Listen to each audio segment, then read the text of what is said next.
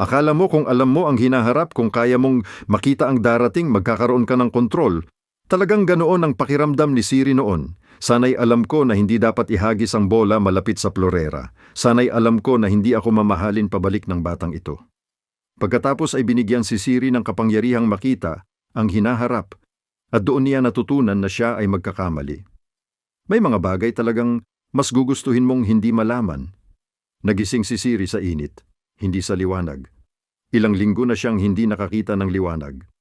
Ngunit ang init sa kaliwa niyang tagiliran, ang pag-uga ng kutsyon kung saan may nakaupo, at ang bango ng malinis na sabon nakatangi-tangi kay Fergus. Gumalaw ang kamay niya sa kumot hanggang sa madampot nito ang kamay ni Fergus, magkakasapot ang kanilang mga daliri ng walang pag-iisip. 3 buwan na silang kasal at ang paghipo niya ay nananatiling nagpapakalma sa kanya. Marahang pinisil ni Fergus ang kamay niya, sabi niya, "Gising ka na. Mabuti, nagsisimula na akong mag-alala." Ibinaling ni Siri ang mukha niya sa direksyon ng boses niya. Bulong niya, "Palagi kang nag-aalala." "May kailangang mag-alala," sabi ni Fergus. Gumuhit ang hinlalaki niya ng bilog sa palad niya. Nagpatuloy siya, nagdala si Cordelia ng sopas. Nanatili ang madrasta mo ng gising buong magdamag para gawin iyon. Gusto niyang kumain ka. Nangilabot ang lalamunan ni Siri, si Ariadne. Ang nag-asawa ng kanyang ama ng 15 si Siri. Ang niyakap siya ng magkasakit si Oz, ang muling niyakap siya ng mamatay ito. Ang nanatili sa tabi niya araw-araw matapos dumapo sa kanya ang parehong karamdaman. Matapos agawin ng lagnat ang kanyang paningin, at si Fergus, na nag-alok pa ring pakasalan siya, na pinakasalan siya, kahit alam niyang maaaring hindi siya mabuhay ng sapat na matagal para magkaanak sa kanya, o tumanda kasama siya, o kahit makita muli ang mukha niya. Wala siyang salita para sa nararamdaman niya. Hindi sapat ang pasasalamat. Hindi sapat ang pag-ibig. Sabi ni Siri, "Hindi kita karapat-dapat." Lumapit si Fergus. Mainit ang hininga niya sa templo ni Siri nang sabihin niya, "Nandito pa rin ako para sa'yo." Itinaas niya ang kamay ni Siri sa kanyang mga labi. Hinalikan niya ang mga bukol ng daliri. Namulaklak ang liwanag sa likod ng nakapikit niyang mga mata. Napasinghap si Siri. Kulay, tunay na kulay, ginto at ambra at ang maiinit na kulay pulot ng sikat ng araw sa hapon na dumadaan sa matataas na bintana. Nakikita niya ang mga bintana, nakikita niya ang liwanag na naglalago sa sahig, ang anino ng mga muwebles, ang gilid ng isang mesa, pero nasa kama siya, hindi ba? Nasa kama siya kasama si Fergus na humahawak sa kanyang kamay. Bakit niya nakikita ang mesa? Nakatayo si Fergus malapit dito, nawala na ang jacket niya. Buka ang kwelyo ng kamiseta niya. Sinubukan niyang tawagin siya, pero hindi gumana ang bibig niya. Hindi tumugon ang katawan niya. Nariyan siya, pero hindi naman talaga. Naroroon, pero hindi makagalaw o makapagsalita o mapatingin sa kanya. Lumitaw si Cordelia, ang kapatid sa ina ni Siri.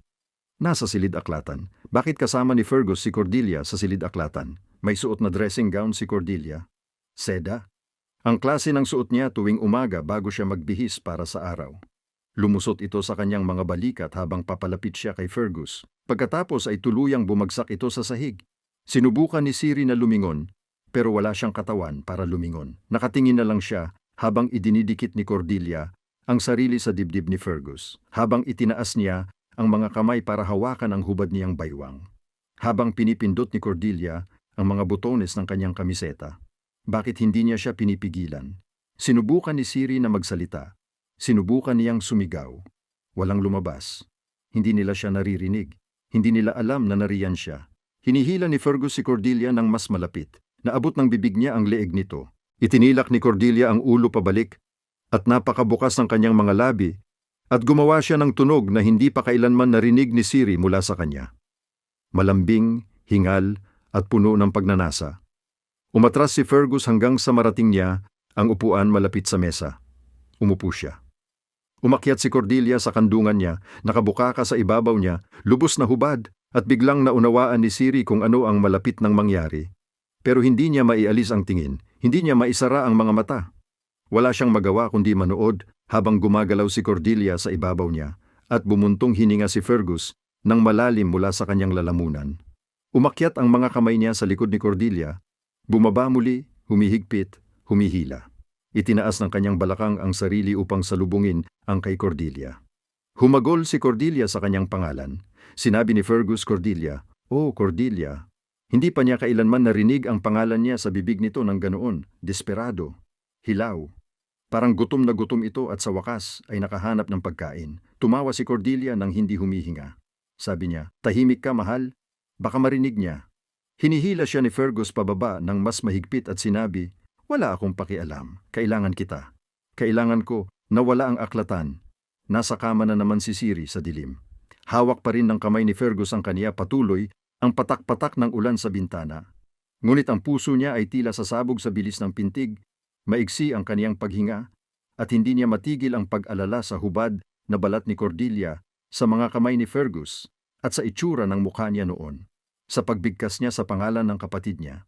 Biglang hinila ni Siri ang kamay niya. Tinanong ni Fergus, "Siri, anong nangyayari?" Sumandal siya ng pabalik sa ulunan ng kama na baluktot ang kanyang nightdress sa paligid ng kanyang mga paa.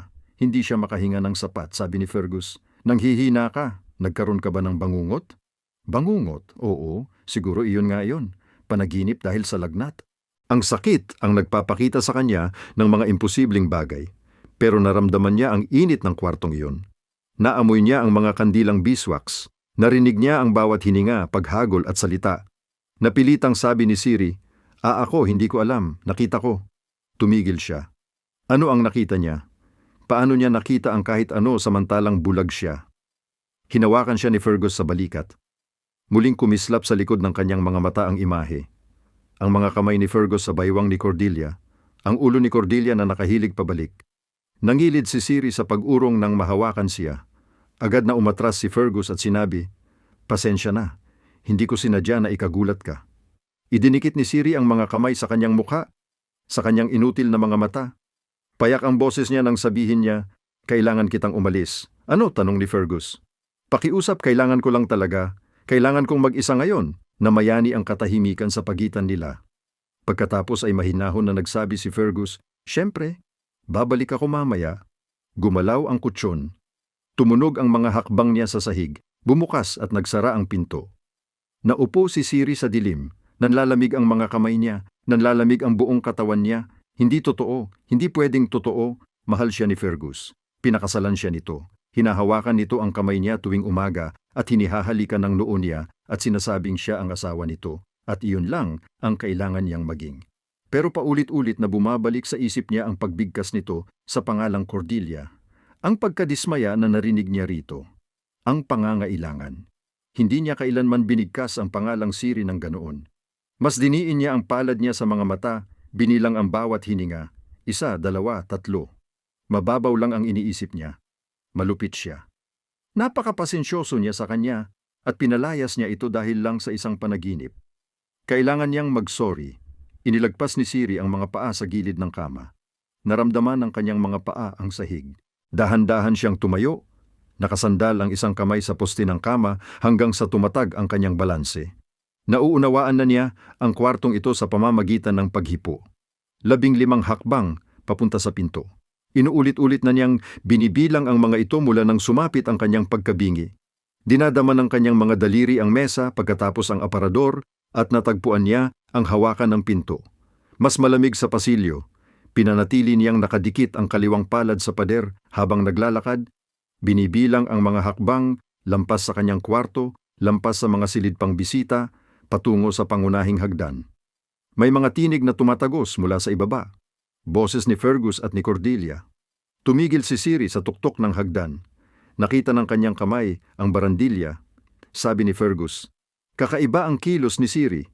Paano kung malaman niya?" Sumagot si Cordelia, "Paano niya malalaman? Tao siya, Fergus. Hindi niya maaamoy kung paano maghalo ang ating mga pandama. Hindi niya mararamdaman ang tibok ng ugnayan ng mag-asawa sa pagitan natin." Sandali bago ito tuluyang pumasok sa isip at naging maliwanag. Ugnayang mag-asawa. Alam ni Siri ang ibig sabihin noon.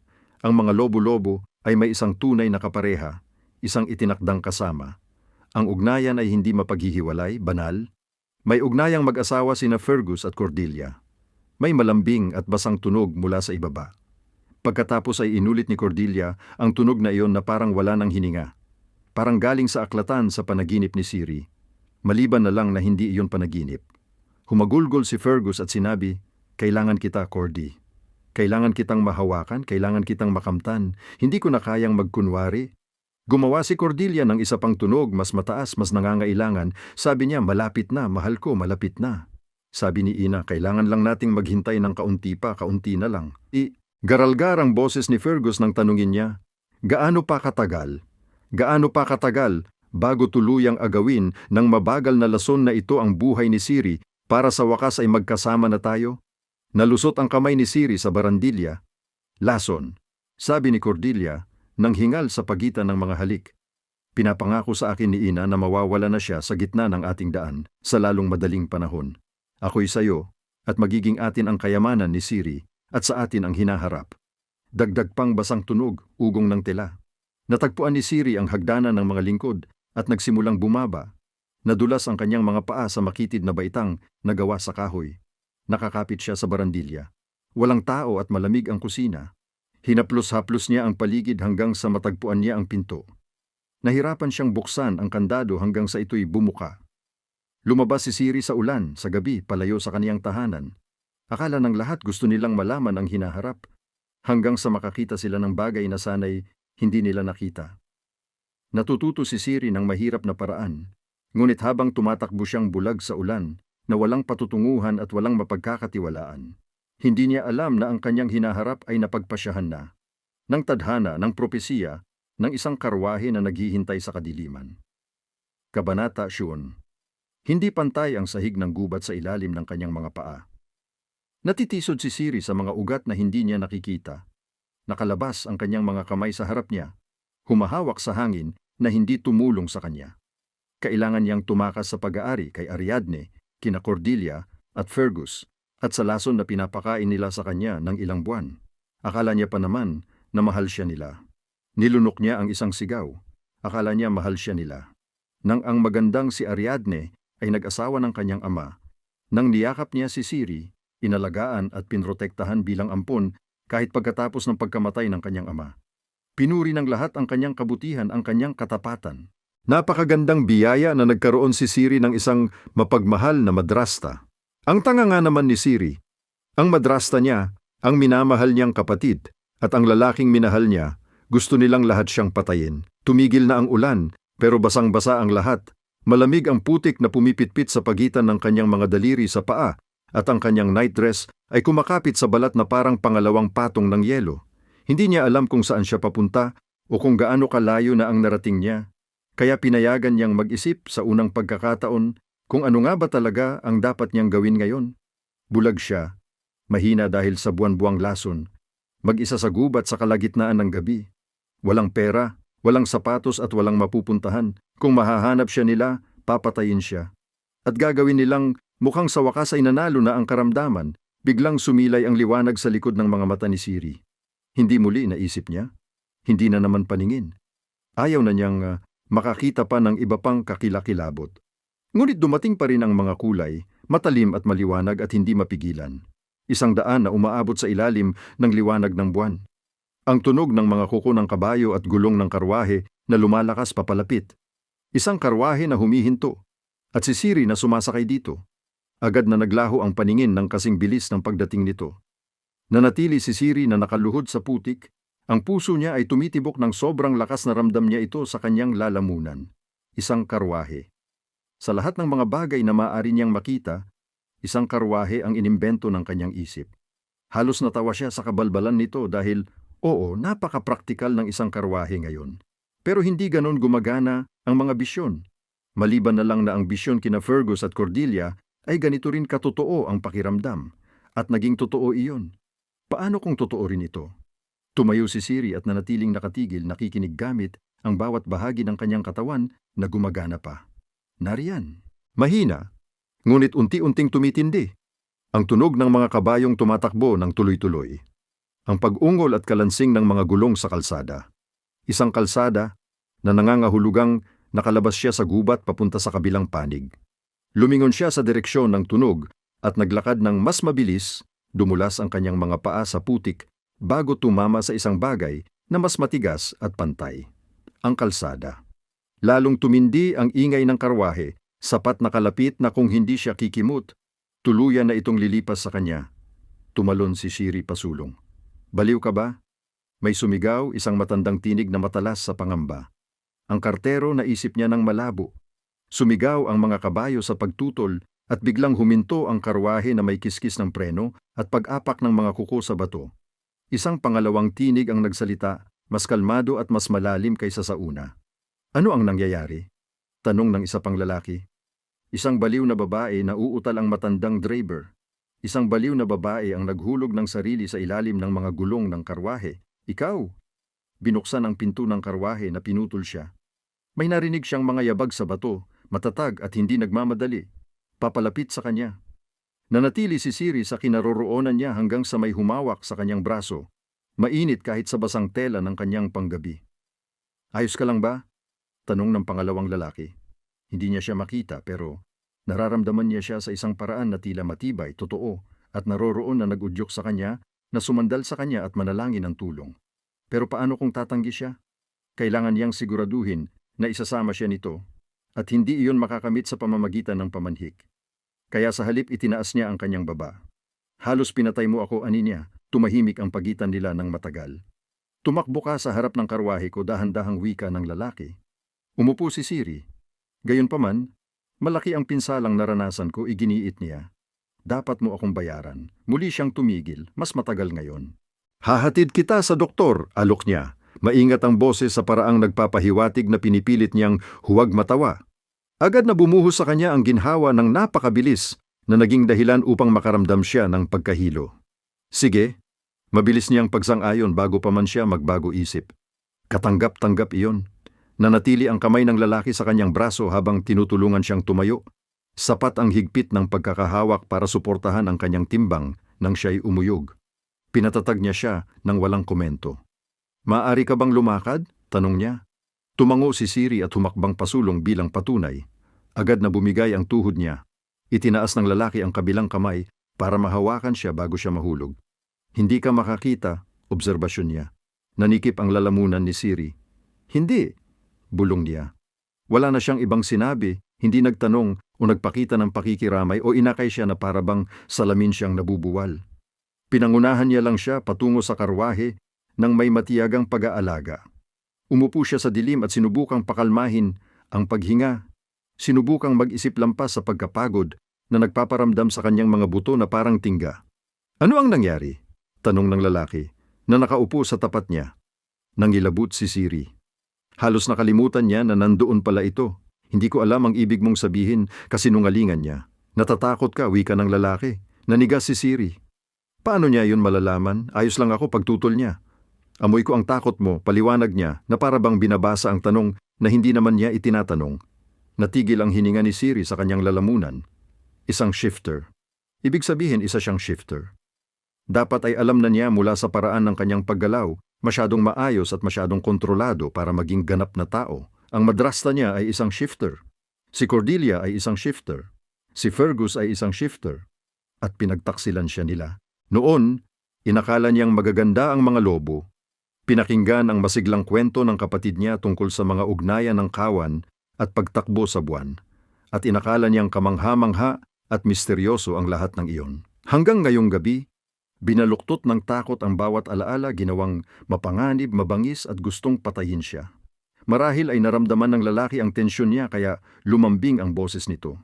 Hindi kita sasaktan, pangako niya halos paumanhinin. Hindi sumagot si Siri. Hindi niya alam kung maniniwala siya sa kanya. Roman ang pangalan ko, inialok niya. Ipinatawid ni Siri ang kanyang mga braso sa dibdib. Roman ang pangalan mo at isa kang shifter? Inulit niya. Totoo? Katulad ng mismong Alpha King? Inaasahan mong maniwala ako diyan? At bakit hindi? Tanong ng lalaki.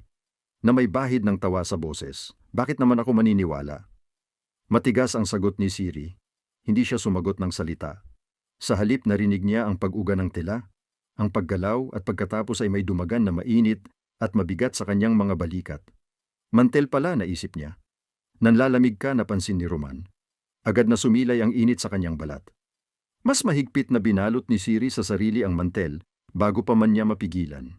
Nasa panganib ako, umamin siya ng mahinahon, halos pabulong. Alam ko, tugon ni Roman. Paano? Tanong ni Siri. Ang paraan ng pagtakbo mo sa kalsada, na para mas gusto mong mamatay kaysa bumalik sa kinaroroonan mo. Sumagot ang shifter. Direkta ang kanyang boses, nagtupi-tupi ang mga kamay ni Siri sa tela ng kapa. Hahanapin nila ako, binalaan niya. Pag nalaman nilang wala na ako, saka kita po protektahan. Simpleng pangako ni Roman. Ibinaling ni Siri ang mukha niya sa direksyon ng boses niya. Bakit mo gagawin yan? Kasi kailangan mo ng tulong, sagot ni Roman. Masyadong simple, masyadong madali, masyadong maganda para maging totoo. Hindi basta-basta tumutulong ang mga tao sa mga estranghero nang walang kapalit. Pero pagod na pagod si Siri para makipagtalo. Narinig niyang itanong nito, "Ano ang pangalan mo?" Muling napikit ang mga mata niya. Sumandal ang katawan niya sa malambot na upuan, hinihila siya ng pagod pababa na parang mabigat na pasanin. "Siri," bulong niya. May sinabi pa si Roman, pero malayo na ang boses nito, unti-unting nanghihina habang dinadala siya ng antok. Kabanata 2. Marahang umuga ang karwahe sa ilalim niya. Isang ritmikong pag-uga na nagpapaalala kay Siri ng pagyugyog sa kanya hanggang makatulog noong bata pa siya. Hindi niya sinasadyang higpitan pa ang kapa ni Roman sa kanyang katawan, hinuhukay ang init at ang hindi pamilyar na ginhawa ng pakiramdam na ligtas siya. Sarado na ang kanyang mga mata. Hindi naman mahalaga iyon dahil hindi rin naman siya makakita. At ang kadiliman sa likod ng kanyang mga mata ay hindi na kasing takot ngayon kumpara sa nakalipas na ilang linggo. Biglang napuno ng liwanag ng kandila ang kanyang paningin. Bigla at nakakagulat na nagising ng lubusan si Siri.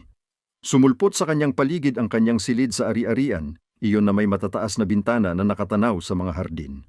Ang isa na hindi niya nakita ng ilang linggo. Panaginip ito o isa na namang pangitain. Nakatayo si Fergus sa tabi ng kanyang kama, matigas at formal ang tindig. Nasa magkabilang gilid naman sina Ariadne at Cordelia, ang mga mukha nilang puno ng pag-aalala na halos mukhang totoo sa mainit na liwanag ng mga kandila. At nakatitig si Siri sa tagpong iyon na parabang lumulutang siya malapit sa kisame, isang multo na nanonood sa sariling buhay na naglalarawan sa ibaba. Ang babae sa kama, siya mismo, ngunit hindi rin siya, ay mukhang kakilakilabot. Maputlang-putla, ang balat niya ay nakahugpong ng mahigpit sa mga buto ng kanyang mukha hanggang sa mas kamukha siya ng bangkay kaysa ng isang buhay na tao. Yumuko si Fergus ng mas malapit. Inilagay niya ang isang makapal na tumpok ng pergamino sa dibdib niya.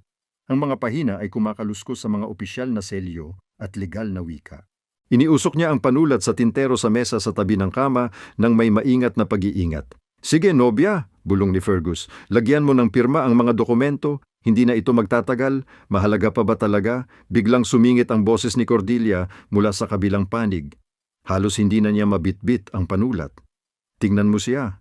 Ingat ka sa sinasabi mo," unggol ni Ariadne. "Kailangan naming malinaw ang pirma niya para walang magduda." Huminga ng malalim si Fergus, mabigat ang tunog dahil sa tila pagod na pagganap. "Mas mabilis siyang nawala kaysa sa inaasahan ko," unggol niya. "Ngunit sa tingin ko, marurupok ang mga tao, hindi ba? May lobo na tumutulong sa kanila para gumaling." Lagi namang sinasabi ni Ama na mas mahina ang mga tao, sang-ayon si Cordelia, at mas mababa. Nanlaki ang mga mata ni Siri nang tumango sina Fergus at Ariadne sa ibaba nila. Inakala nilang mas mababa siya sa kanila dahil tao siya. Dahil para sa kanila mahina siya, kulang sa husay. Yumuko si Ariadne mula sa gilid ng kama. Pinipisil ang isang malambot na panyo sa kanyang bibig na parabang napapaluha sa damdamin. Pasensya na talaga na ganito ang kailangang mangyari, ang hirap niyang sabihin nang bumao ng tinig sa huling salita. "Kung sana hindi iniwan ng ama mo sa iyo ang lahat. Ito ang mangyayari kung hindi nakatakas si Siri," naisip niya. Ito ang kanyang hinaharap kung muling makukuha siya ni Ariadne at ng iba pa. Alam niya iyon. Puno ng makakapal at nakakasakal na itim na alon ang isipan ni Siri. Umikot ang silid. Nailang-ilang siya, kahit na wala naman siyang katawan para mangilalo, at saka nawala ang kadiliman at nasa ibang lugar na siya. Isang sementeryo. Tumusok pataas mula sa maayos na damuhan ang mga puting lapida sa ilalim ng kalangitang mukhang mag-uulan. Nakatayo si Fergus sa pagitan nina Ariadne at Cordelia, at nakasuot silang tatlo ng itim na pang-umaga na sa kanila ay tila parang pangkagala. Hinubad ni Fergus ang korok ng bote ng alak sa pamamagitan ng isang sanay na pag-ikot. Ipinakita ni Cordelia ang tatlong baso. Kristal, napansin ni Siri. Itinaas nila ang kanilang mga baso sa ibabaw ng bagong hukay. Ang kanyang hukay, naisip ni Siri, nang matumba. Nakalukit ang kanyang pangalan sa lapida sa eleganteng sulat. Para sa mga bagong simula, idineklara ni Ariadne, maliwanag ang kanyang tinig sa tagumpay. Ipinagbungga ni Fergus ang baso niya sa baso ni Ariadne. Para sa wakas ay magkasama na tayo, dagdag niya, habang inilalapit si Cordelia gamit ang kanyang libreng braso. At para hindi na muling magkunwari na pantay ako ng isang tao, tumawa si Cordelia. Nangako si Ina na sandali na lang ang hihintayin natin. Aniya ng may lambing. At tama siya. Lagi siyang tama. May dumapo na uwak sa ibabaw ng bato kasabay ng pagwagwag ng pakpak. Itinilak nito ang ulo at tinitigan siya ng isang itim nitong mata, saka binuksan ang tuka at kumawkaaw, na ang tunog ay umalingaw-ngaw sa bakanteng sementeryo na parang tawa. Nagising si Siri ng bigla. May kasamang huni na parabang may napunit sa kanyang dibdib. Walang pag-aalinlangan. Pinaplano nilang alisin siya. Aktibo na nilang ginagawa iyon araw-araw, dosis-dosis at pagkatapos ay magdiriwang sila sa ibabaw ng kanyang puntod. Dahan-dahan may boses na nagsalita mula sa napakalapit. Sumigaw si Siri at iniunat ang braso niya patungo sa tunog nang hindi muna iniisip. Tumama ang siko niya sa isang bagay na matigas at walang awa. Kalamnan, naisip niya. Isang tao. May narinig siyang ungol ng sakit. Pagkalipas ng sandali, may dumampi ng maingat na mga daliri sa siko niya. Nagpapatatag kaysa humihigpit. Nasaktan ba kita?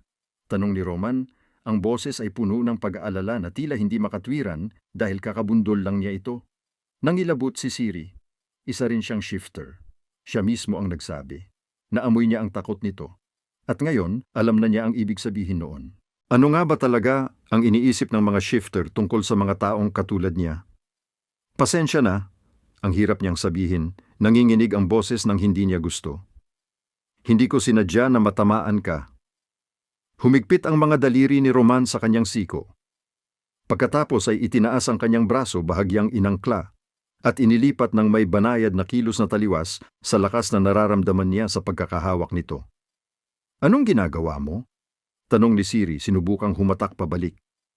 Pasensya na, bulong ni Roman, at sa wakas ay binitiwan ang kanyang braso. Tinitingnan lang kita. Nagkunot ang noo ni Siri pero pinili niyang huwag nang magkomento sa nakalilitong kilos ni Roman. Gaano ako katagal nakatulog? Tanong niya. Halos hating gabi na, sagot ni Roman. Ligtas ka, ipinapangako ko. Gusto sanang itanong ni Siri kung paano siya makakasiguro rito. Paano makakapangako ang sinuman gayong kayang amuyin ng mga shifter ang takot, subaybayan ang biktima, at punitin ang mga tao gamit ang kanilang mga kamay? Noong tinitingnan ng mga shifter ang mga tao bilang mahina, bilang mababa, bilang mga bagay na dapat itapon. Hindi ko hahayaan na may mangyari sa'yo, muling mahinahon na sabi ni Roman. Nanlambing sa hangin ang mga salita sa pagitan nila, mabigat sa katapatan na hindi alam ni Siri kung ano ang gagawin. Namulat ang kanyang mga labi, nabuo ang isang tanong, ngunit bago pa man siya makapagsalita, huminto ng may huling yugyog ang karwahe na nagpaalog sa kanya sa upuan. Nakarating na sila. Kahit saan man sila papunta, nakarating na sila. Kabanata 3.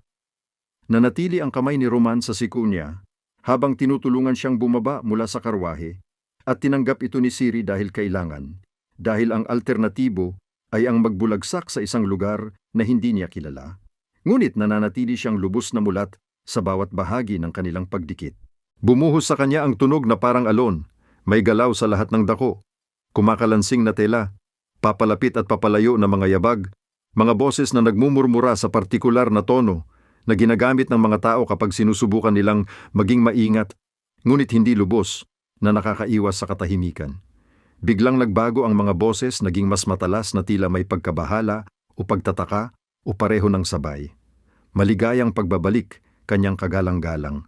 Ang titulong iyon ay kumalat na parang bato na nahulog sa tahimik na tubig.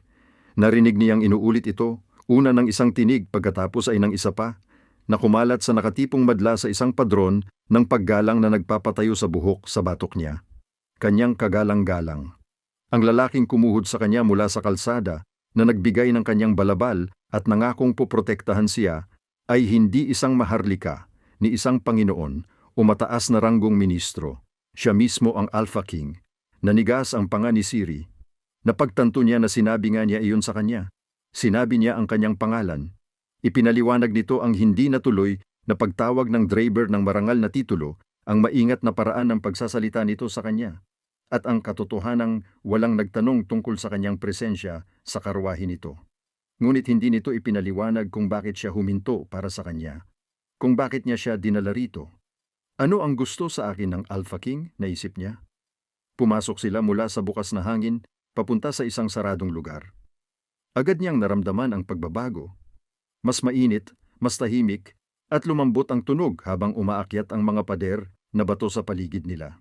Iba ang pag-alingungo ng kanilang mga hakbang dito, mas matalas at mas malinaw. Isang pasilyo, naisip niya. Pagkatapos ay ginabayan siya ni Roman sa isa pang pintuan at muling nagbago ang akustika, mas maliit, mas pribado. May nagsarang pinto sa likuran nila na may malinaw na tunog. Tumahimik ang paligid na parang kumot. Narinig ni Siri ang sarili niyang paghinga, masyadong mabilis at mababaw, at ang mahinang pagkaluskos ng apoy na hindi niya napansin kanina. May dumampi sa mukha niya na init mula sa kaliwa. Isang pugon, kung ganoon. Ito ay isang silid na regular na ginagamit ng isang tao, hindi lang isang silid pagtanggap para sa mga hindi ka nais-nais na bisita. Umalis si Roman sa kanya. Tumawid sa silid ang kanyang mga hakbang, huminto at bumalik. Narinig niya ang pag-ibuhos ng likido sa baso. O sige, ang mahinahon niyang sabi, na mas malapit kaysa sa inaasahan niya. Tubig. Dapat uminom ka ng something. Nahawakan ni Siri ang baso na itinapat niya sa kamay niya. Nang maubos niya ang laman ng baso, kinuha ito ni Roman mula sa kanya ng walang komento. May narinig na muling mga hakbang. Binibigyan niya siya ng espasyo, naisip niya. Bakit mo ako dinala rito? Ang diretsahan niyang tanong. Ang katahimikan na sumunod ay tumagal ng bahagyang sobra. Kasi kailangan mo ng doktor, ang sagot ni Roman sa wakas na maingat na neutral ang tono. Umiling si Siri, tumitinding pagka-frustrate sa dibdib niya kasabay ng pagkalito. Sige na nga, ang taray ni Siri. Pero bakit mo ako dinala sa loob ng palasyo mo? Pwede mo naman akong tawagin para suriin sa labas at pauwiin na agad. Hindi ko gagawin yan, ang sagot ni Roman, na para bang iyon na ang paliwanag sa lahat. Hindi kapag ang masayang daan mo ay hindi naman mukhang masaya. Aba, walang katuturan iyan, iginiit ni Siri. Hindi basta-basta dinadala ng mga hari ang mga estranghero sa kanilang palasyo. Dapat may dahilan kung bakit nila inakala na ikaw ang kapareha ko, putol ni Roman. Ang mga salitang iyon ay bumagsak sa pagitan nila na parang mga bato sa tahimik na tubig. Hindi, sabi ni Siri ng tuwiran. Kapareha. Alam niya ang ibig sabihin noon. Alam ng lahat ang ibig sabihin noon. Mga magkaparehang kumupas, mga kaparehang itinakda, dalawang kaluluwang nakalaan na magsama habang buhay. Ang uri ng ugnayang binuo ng mga shifter ang buong mitolohiya. Ang uri ng ugnayang hindi dapat isama ang isang tao, lalo na kapag hari ang kabilang panig. Naramdaman ko ito ng sandaling hinawakan mo ako. Nagpatuloy si Roman, matatag ang boses ngunit may bahid ng tila mahigpit na kinokontrol na galaw. Sa karwahe ng hawakan mo ang kamay ko, agad kang nakilala ng ugnayan. Hindi, inulit ni Siri ng mas malakas ngayon. Umatras siya ng isang hakbang at muntik ng matumba. Alam kong nakakalula ito, sabi ni Roman, gumalaw ng kaunti na para bang pinatatag siya, saka huminto. Alam kong hindi mo ito inaasahan pero wala kang alam. Pinutol siya ni Siri, nanginginig ang boses, hindi mo ako kilala. Mabigat na ang paghinga niya ngayon, ang dibdib ay tumataas at bumababa sa pagsisikap na panatilihing kalmado ang sarili. Pinalaki ako ng mga shifters, sabi ni Siri. Alam ko kung paano ito gumagana. Alam ko kung ano ang ibig sabihin ng mga bond ng mag-asawa para sa inyong uri. Pero tao ako. Wala akong lobo. Hindi ko nararamdaman ang sinumang sinasabi mong nararamdaman mo.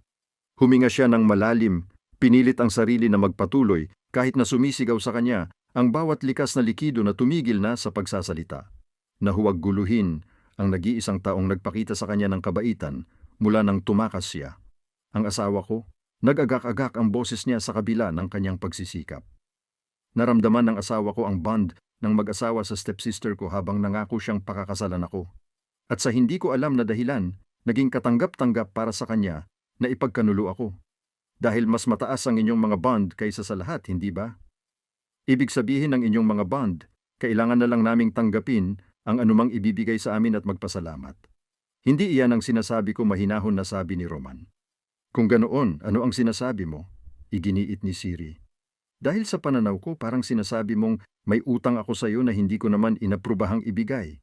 Sinasabi kong hindi ka nag-iisa, tinaman ni Roman, kalmado ang boses sa kabila ng mga paratang na ibinabato niya rito. Sinasabi kong ang sinumang umakit sa'yo ay naging kaaway ko nang sandaling hinawakan kanila.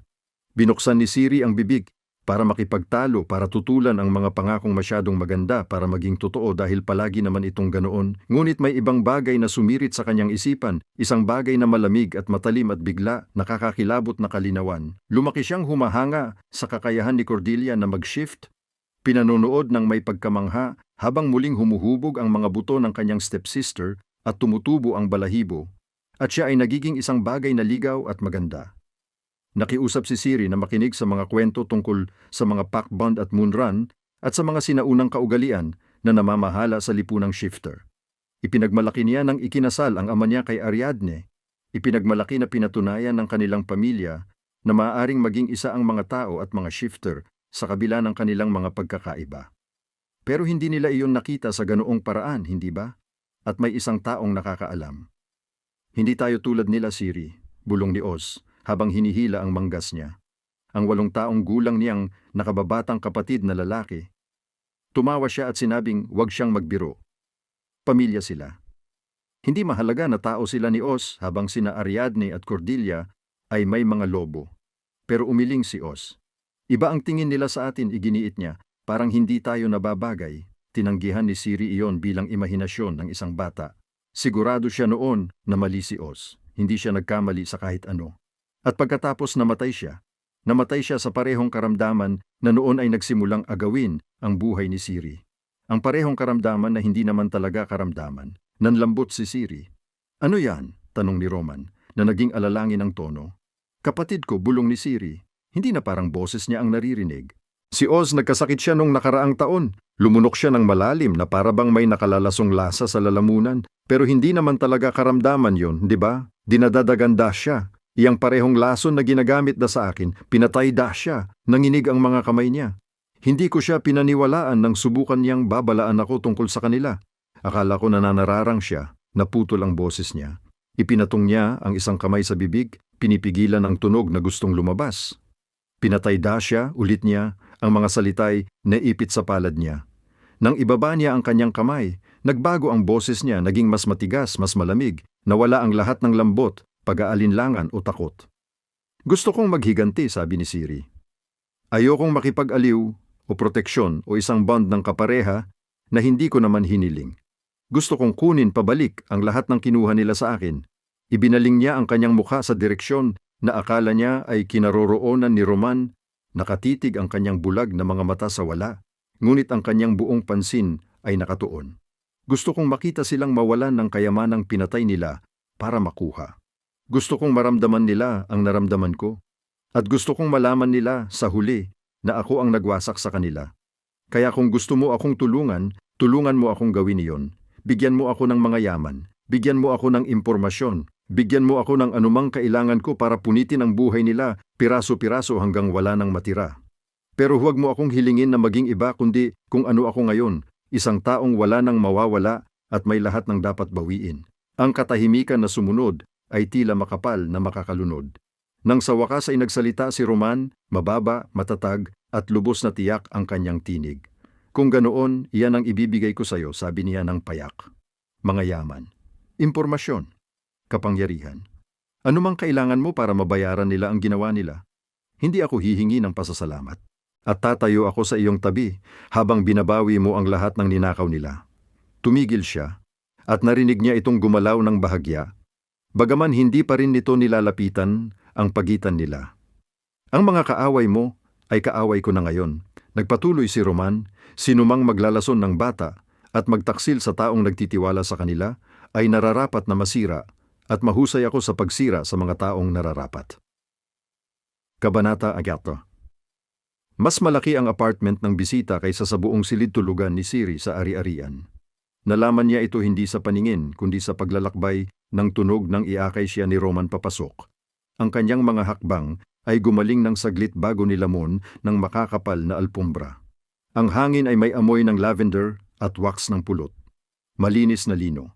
Isang silid na inihanda ng may pag-aalaga. Ang silid-tulugan ay nasa likod ng pinto sa kaliwa mo, sabi ni Roman. Ang silid pangligo naman ay nasa kabila noon. May lugar na pahingahan malapit sa mga bintana. May magdadala ng pagkain sandali pa. Tumango si Siri. Hinaplos ng kanyang kamay ang likod ng isang silyang may upholstery. Belbede. Pinakinis ng paggamit. Darating na ang mga tagapaghilot, ipinagpatuloy niya. Susuriin nila ang lason at tutukuyin kung paano ito ligtas na ilalabas. Ang salitang susuriin ay nagdulot ng kaba sa kanyang dibdib, ngunit nilunok niya ito. Kung gusto niyang maghiganti, kailangan muna niyang mabuhay. Naiintindihan ko, sabi niya. Tumigil si Roman malapit sa pinto, may mananatili rito, ligtas ka rito. Marahang nagsara ang pinto sa likod niya. Hindi naglaon, dumating ang isang katulong. Tinulungan niya si Siri na maligo. Pinalitan ng malinis na damit. At kakaunti lang ang sinabi. Nagpasalamat si Siri sa katahimikan. Nang dumating ang mga tagapaghilom, napuno ang silid ng matinding amoy ng mga halamang gamot at tinktura. Ilang tinig ang nagbulong-bulong, pinag-uusapan siya na parabang hindi siya nakaupo roon. Sistemang paglason, sabi ng isang matandang lalaki. Matagal na pagkakalantad. Kabilang ang nerbiyos. Kailangan namin ng buong pisikal na pagsusuri, dagdag ng isang babae ng mabilis. Hubarin mo ang damit mo, pakiusap. Napigil ang paghinga ni Siri. Ang ideya na mahahawakan siya ng mga estranghero habang nakaupo siyang bulag at walang magawa ay nagpabilis ng husto sa tibok ng kanyang puso. Hindi, hiningal niya. May sandaling katahimikan. Ginang, maingat na wika ng tagapaghilom, hindi ka namin maayos na magagamot maliban kung sinabi kong hindi. Nanginig ang boses niya, ngunit nanatili itong matatag. Hindi ninyo ako hahawakan. Sinusubukan ka naming tulungan, sinubukan ng tagapaghilom, lumabas kayo, gumalaw ang mga yabag. Pagkatapos ay muling bumukas ang pinto. Anong nangyayari? Tanong ni Roman. Ayaw niyang magpa-eksamin, maingat na sabi ng tagapaghilom. Lahat lumabas mahinahon na utos ni Roman, maliban sa nakatatandang tagapaghilom. Katahimikan pagkatapos ay mga paalis na yabag, isinara ang pinto. Masyadong mabilis ang paghinga ni Siri. Sumakit ang dibdib niya. Siri, sabi ni Roman, pakinggan mo ako, ligtas ka. Walang hahawak sa iyo ng walang pahintulot mo. Naiintindihan mo ba? Tumango siya. Kailangan kanilang suriin para makatulong, ipinagpatuloy niya. Pero ikaw ang magdidikta ng bilis. Titigil tayo kapag sinabi mong tumigil. Bahagyang gumaan ang paninikip sa dibdib niya. Sabi ko lang, tumigil siya. Wala siyang masabing salita para sa takot na nakatago sa ilalim ng kanyang mga tadyang. Alam ko, sabi ni Roman. Pagkatapos ay matatag at hindi matitinag. Maaaring ayaw mo ako bilang kapareha mo, pero akin ka. Hindi ko hahayaan ang sinuman na saktan ka. Nanigas ang buong katawan niya. Pakiusap, huwag mong sabihin yan, sabi niya. Nakakaramdam ako ng hindi komportable. Hindi ko ito sinasabi para pag-aari ka, matatag na tugon niya. Sinasabi ko ito para maniwala ka sa akin kapag sinabi kong ligtas ka. Namayani ang katahimikan sa pagitan nila. Pababayaan mo bang suriin ka ng tagapaghilom? Tanong niya. Manatili ako o alis ako? Ano man ang piliin mo? Lumunok si Siri. Manatili. Pero binabalaan kita bago bawat haplos. At kung sasabihin kong huminto, titigil ang lahat. Sige. Ang tagapaghilom, isang mas matandang babae na si Marin, ang pangalan, ay dahan-dahang gumalaw. Ipinaliwanag ang bawat kilos. Kontrolado ang pagsusuri. Sinadya. Nakakapagod. Nananatili ang lason sa iyong sistema, sa wakas ay sinabi ni Marin. Maaari natin itong ilabas pero hindi ito magiging kaaya-aya. Suka, sakit, pagkalito. Nanginig ang panga ni Siri. Ibigay mo sa akin, mapait ang tinktura. Halos agad na sinundan ito ng init na umalon sa kanyang tiyan. Tumulo ang pawis sa kanyang gulugod. Huminga ka, kalmado, sabi ni Marin. Pagkatapos ay tila umikot ang mundo. Namumulaklak ang kulay sa likod ng kanyang mga mata. Nakatayo si Ariadne sa kanyang pribadong silid pag-aaral. Mainit ang liwanag ng lampara sa kinang ng kahoy. Nananatili si Fergus malapit sa pinto, nakabali ang mga braso. Naglalakad-lakad si Cordelia. Ibinibigay ko sa iyo ang gusto mo, mahinahong sabi ni Ariadne. Cordelia, ang hinihiling ko lang ay pakasalan mo muna ang isa ko pang anak na babae. Ang tao, sabi ni Fergus, halata ang pagkasuklam. Namanang niya ang lahat, sagot ni Ariadne, at malinaw ang batas. Naputol ang boses ni Cordelia, siya ang kapareha ko. Inilapag ni Ariadne ang baso niya, maliban kung mamatay siya. Tumingin si Fergus pataas, gaano katagal? Nabasag ang mga imahe. Mga vial hiniwang patak, pilit ng ngiti. Ang sariling katawan niyang unti-unting naglalaho. Isang puntod ang naghihintay. Nabuwag ang bisyon. Nanginig si Siri. Yumuko pasulong habang sinasabugan siya ng pagduduwal. May humawak sa kanyang mga balikat. Huminga ka, utos ni Marin. Nandito ako para sa'yo. Nanginig siya, nagsasalita ng hindi namamalayan. Paano mo nalaman? Mahinahong tanong ni Roman. Pinunasan niya ang kanyang bibig, nakakakita ako ng mga bagay. Mga bisyon, totoo sila. Hindi ko sila mapigilan. Tumahimik si Roman ng matagal. Gagamitin natin sila, sabi niya. Ano? Nakikita mo ang kanilang mga plano, sagot niya. Ibig sabihin, nauuna tayo sa kanila. Naramdaman niyang may nagbago sa loob niya. Ang takot ay napalitan ng pokus. Iba ang gusto nila, nagpatuloy si Roman. Dahil doon, sila ang mahihina. Nag-ayos ng boses si Marin. Magpapatuloy pa ang paglilinis ng katawan ng ilang oras. Kailangan niyang magpahinga. Magpapatuloy tayo bukas, sabi ni Roman.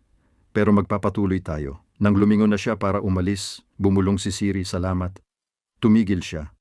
Hindi ito kabaitan, sabi niya. Ito ay katarungan. Pagkatapos ay nawala na siya. Nagpatuloy ang paglilinis, masakit at nakakapagod.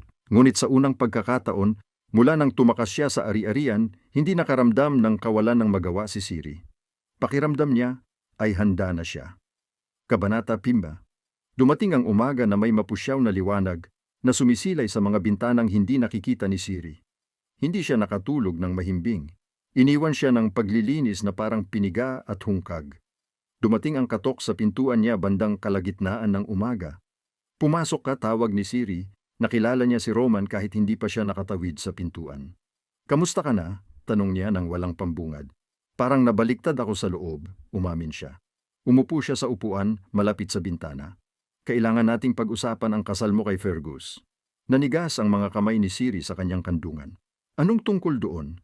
Hanggat umiiral ito, nananatili sa kanya ang legal na karapatan sa iyong kayamanan, sa iyong mga lupain, sa iyong pangalan. Kahit nakakulong, umiiral ang mga karapatang iyon. Tumigil siya. Kailangang ipawalang bisa ang kasal bago tayo kumilos laban sa iba pa. Kung ganoon, ipawalang bisa mo na. Nag-angat ng balikat si Siri. Hindi naman ako magrereklamo, sige. Nag-ayos ng boses si Roman. Ang pinakamadaling paraan para mapawalang bisa ang kasal ay kung hindi ito natupad. Nanlambing sa hangin ang salitang iyon, klinikal at walang emosyon. Mas malinis na matutunaw ang mga hindi natuloy na kasal na may mas kaunting hamong legal, ipinaliwanag ni Roman. Kaya, ganun ba? Natuloy ba ito? Hindi, matigas niyang sagot. Nakita ko mahinahon na sabi ni Roman. May isang bagay sa boses niya na nagpalingon kay Siri sa kanya. Natutuwa akong naibsan ng iyong pag-aalala, sabi ni Siri, na lumalamig ang tono. Tumagal ang katahimikan. Muli siyang nagsalita at may bigat ang kanyang tinig. Pasensya na kung nainkomportable kita, sabi niya. Pero magiging tapat ako. Nakahinga ako ng maluwag dahil ang hindi natuloy na kasal ay nangangahulugang malaya kang mapapalaya ng malinis. Ang ideya na nahipo ka ng taong aktibong pinaplano ang iyong kamatayan, mahalaga iyon. At natutuwa akong hindi nangyari. Nanatiling nakatitig si Siri, pinoproseso ang maingat na paraan ng pagkakasabi niya. Ano ngayon? Tanong niya. Ngayon, kumilos tayo ng mabilis, sabi ni Roman. Si Fergus ang pinakamahinang eslabeng. Ang pagnanasa ang mas malakas na motibo niya kaysa katapatan, kaya madali siyang samantalahin. At pinaghiwalay siya kay Cordelia mula nang mawala ka. Paano pinaghiwalay? Tanong ni Siri. Nakakulong si Fergus sa lupain ng pamilya niya. Hindi na sila nagkita ng ilang araw. Para sa mga taong pinagsama ng bond ng mag-asawa, ang ganong paghihiwalay ay masakit. Tumango si Siri. Ibig sabihin, desperado si Fergus ngayon. Tama. Malamang na magkakamali siya. Ipinaliwanag ni Roman. Gusto kong ibigay sa kanya ang akala niyang gusto niya. Isang liham mula kay Cordelia, isang pangako ng pagkikita, magpapanggap kang siya. Pero kailangan nating mag-ingat. Madadama agad niyang hindi ikaw si Cordelia kapag masyado kang lumapit. Kaya inaayos natin ang pagpupulong para manatiling malayo ka at babalutan ka ng mga gamit niya, pabango niya, mga damit niya. Sige, sabi ni Siri, habang nakakurong ang kanyang mga kamao. Ano ang kailangan mo sa akin? Unang kailangan ko ng liham. Pagkatapos, kukunin natin ang ilan sa mga gamit ni Cordelia mula sa iyong lupain. Kaya mo ba iyon? Inisip ni Siri ang lahat ng taon na ginugol niya sa pagmamasid kay Cordelia na nagpapakitang may pagmamahal habang pinaplano ang kanyang kamatayan. Oo, sabi niya. Kayang-kaya ko yan. Inayos ang pagpupulong sa dapit hapon sa isang inn sa labas ng lungsod. Nagsuot si Siri ng damit ni Cordelia. Ang mga kamay niya ay nanginginig ngunit hindi umiigting. Mas masahol ang pabango, matamis at mabulaklak. At napakatangi kay Cordelia kaya nanlalamig ang sikmura niya. Pero tiniis niya ito. Nakalatag ang mga tauhan ni Roman sa buong gusali. Ipinaliwanag ni Roman ang ayos nito sa mahinang tinig habang inilalagay siya sa likod ng isang marangyang inukit na tabing. Magsisimula siya mula sa kabilang panig. Papayagan siya ng tabing na makita ang hugis mo pero hindi ang malinaw na detalye. Dapat masakop ng insenso ang mga hindi pagkakatugma ng amoy. Nakita ng kanyang kamay ang balikat niya at marahang pinisil. Hindi mo kailangang magsalita maliban kung gusto mo. Hayaan mong siya ang magsalita. Magkakaiba ang boses mo sa kay Cordelia, pero maniniwala siya sa gusto niyang paniwalaan. Pagkatapos ay umalis na siya. Iniwan si Siri na mag-isa sa likod ng tabing na tanging kasama ang kanyang galit at ang kay Cordelia. At saka may narinig na yabag sa pasilyo, mabilis at sabik. Cordelia? Ang boses ni Fergus desperado. Ikaw nga ba talaga? Hindi nagsalita si Siri. Salamat sa mga Diyos, huminga si Fergus. Hindi ko inakala na talagang darating ka. Pero maaayos pa rin natin ito. Makakamit pa rin natin lahat ng pinlano natin. Wala na si Siri. Maaari nang bawiin ang kasal at sa wakas ay magkakasama na tayo. Lumapit pa siya sa harang. Umatras si Siri, pinanatili ang distansya. Tama ang nanay mo, sabi ni Fergus. Palagi naman itong gagana. Pakasalan ng tao, namana ang kayamanan at pagkatapos.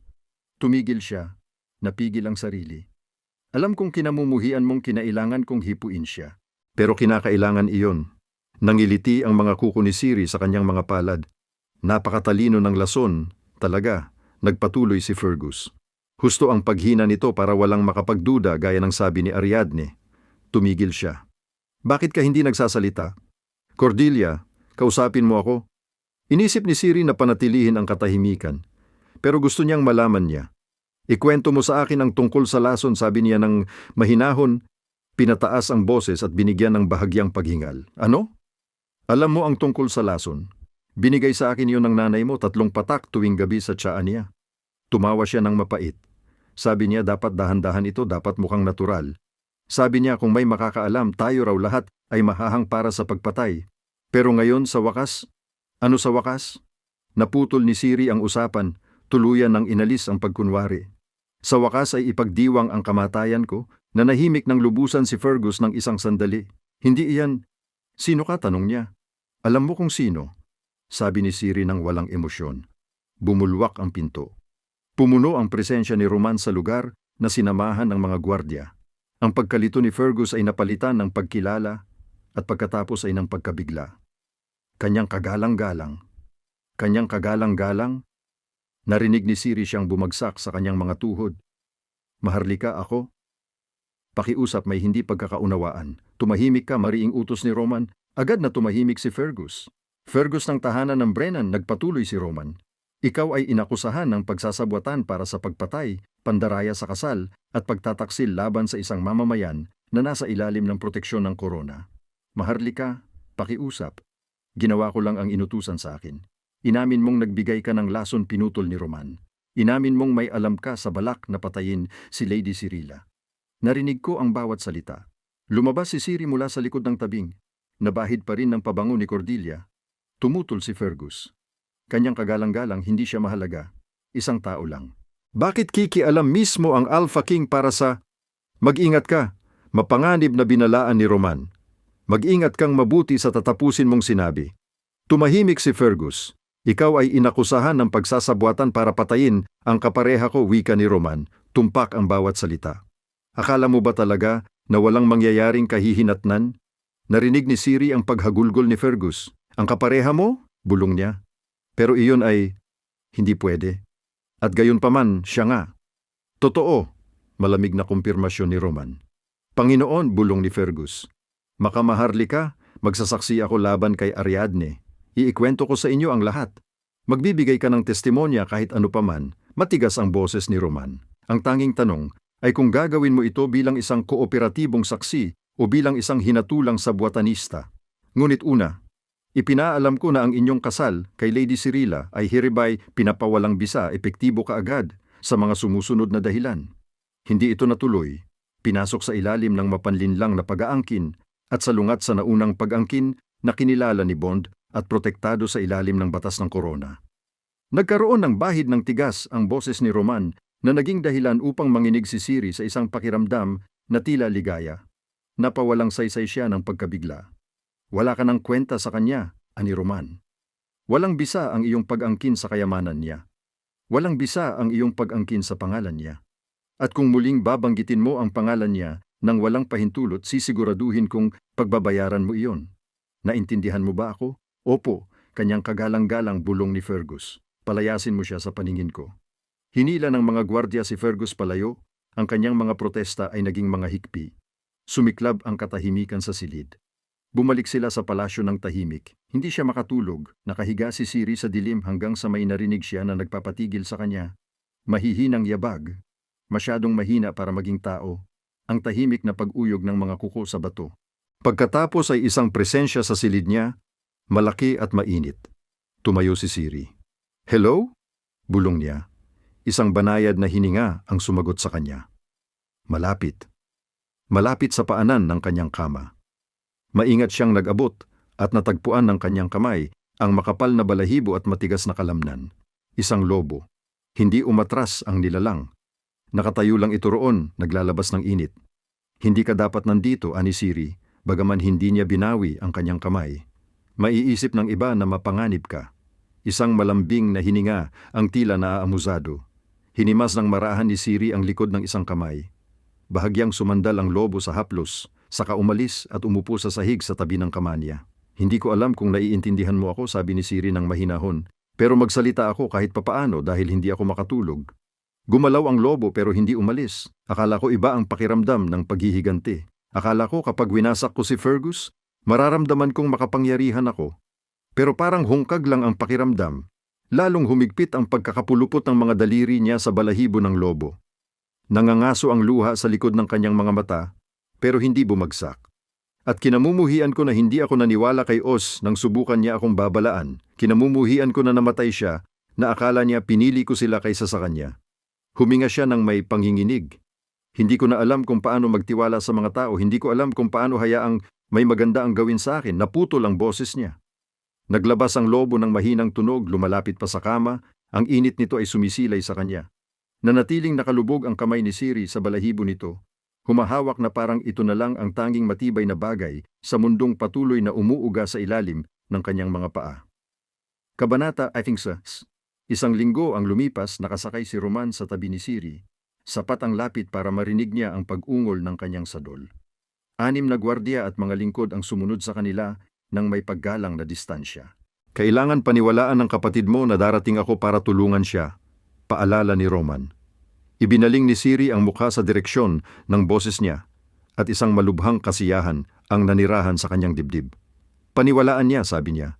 Iniisip ni Cordelia na ang direktang pagsulat sa Alpha King ay nagpapakita na wala siyang itinatago.